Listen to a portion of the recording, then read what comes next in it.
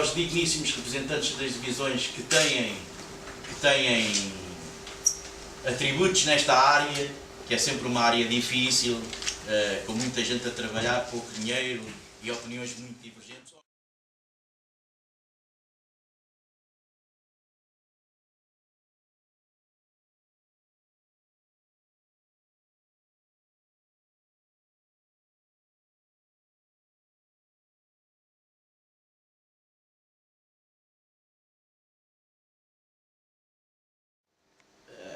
Macrotoponímia. Fortificação. Quando falo aqui de fortificação, estou-me a referir ao Castelo de Sintra. É? No nosso imaginário de sintrenses, é aquele que nos vem logo à memória. O Castelo dos Muros. E que coisa importante. Agora vejam lá a evolução do topónimo. Portanto, Canaferrim é o que aparece nos documentos antigos. E o que é que nos diz o topónimo Canaferrim? Está ali, a leitura não é minha, é de um especialista, David Lopes, portanto é sebejamente conhecida. E está ali, portanto, Cala, mas nós não dizemos lá, dizemos na, da estrutura defensiva. Um sufixo, ferrinho, ferro, águas, terras, águas ferrosas. Portanto, aquilo que nós chamávamos a freguesia de Canaferrim é uma evolução dentro da língua que se falava na altura, do português arcaico que se falava na altura, de uma expressão genuinamente árabe.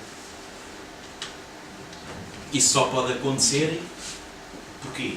Porque continuamos a falar para as mesmas pessoas. Depois dessa memória está aqui uma porta conhecida precisamente por ser a porta morisca, mas que é uma coisa que já foi arranjada no século XIX por Dom Fernando, mas o que resta desses tempos e dessas fortalezas primitivas é precisamente um panozinho de muralha, que é o mais importante, que é aqueles que as pessoas menos veem. É este que está aqui, cuja tradição é mesmo de construção árabe, portanto, sobre a soga e dutição. Portanto, esta construção de pedras aparelhadas e depois niveladas com outras mais pequenas a fazer cama de passo assim, é característico da construção morisca, portanto, de tradição islâmica, em paralelo com outras que eles faziam em taipa. Portanto, mas aqui a taipa não era preciso fazer porque pedra era o que havia lá mais na Serra de Sintra, não é? Portanto, isto é o que nós temos a nível macro. Não sou filólogo, não coisa. É que a minha interpretação para Massamá não é que matemático, mas é o radical árabe massa, que quer dizer caminho, porque o povo não tem capacidade. O povo normal, besta de trabalho, somos aquilo que nós somos todos, pelo menos no contexto em que nós estamos a viver agora,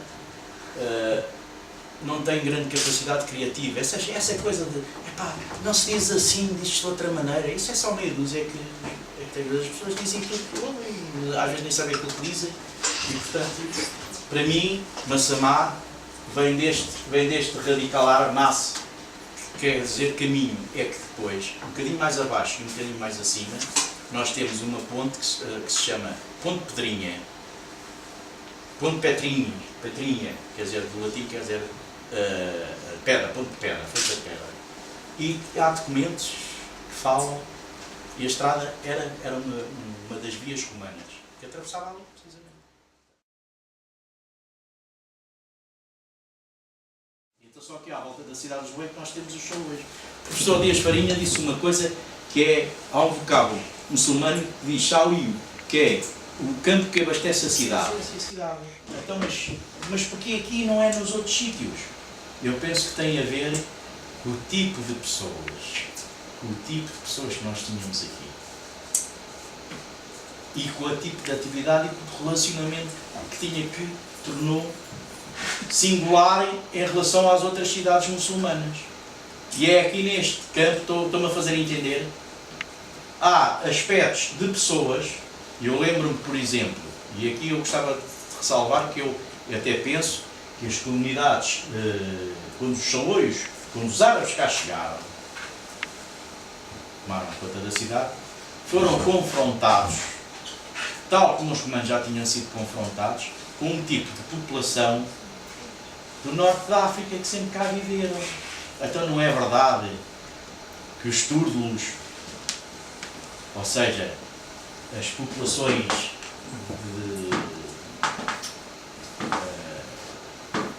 como é que se costuma dizer aquelas populações do norte da África, de origem... Não. Os outros que... Não, eu lembro-me já. Aquela população, os cartagineses, os púnicos. É ou não é verdade que os púnicos tinham aqui, os arqueólogos dizem isso. Há montes de estações púnicas aqui na zona. Púnicos eram os fenícios e depois formaram-se os cartagineses e criaram depois. Os tartessos eram a origem daquilo é púnica. Portanto, essas populações andavam cá. Portanto, quando cá chegavam novos coisas, olha, estes parece que vieram lá da nossa terra.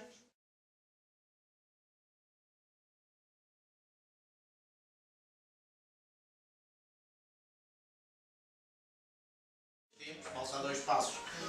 São dois tempos, uma para a frente e outra para trás. Dois tempos. Uma estocada só. Instrumento de corda. Estão a ver? A esperteza saloia é uma coisa que tem a ver.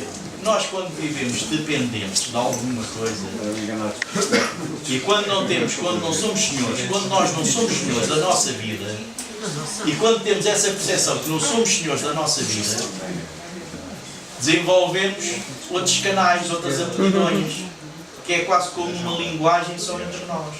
E a esperteza saloia tem a ver com isso. Tem a ver com isso. Eu conto uma história muito simples. Antes de haver... Quem é que vendia água em Lisboa? A água ia daqui para Lisboa. Canessas? Exato, água de Canessas. E uma vez eu entrevistei um velhote que vendia água de Canessas. Era uma cidade seca. Passava muita cedinha. Que ninguém fala, que eram os salões que vendiam água em Lisboa. Carregavam pipas de água e bilhas de água. E vendiam o gajo mandou fazer o aqueduto, a água vai para Lisboa. Mas por outro lado também foi bom, porque em vez de nós carregarmos aqui em Canessas a água, enchíamos lá em Lisboa.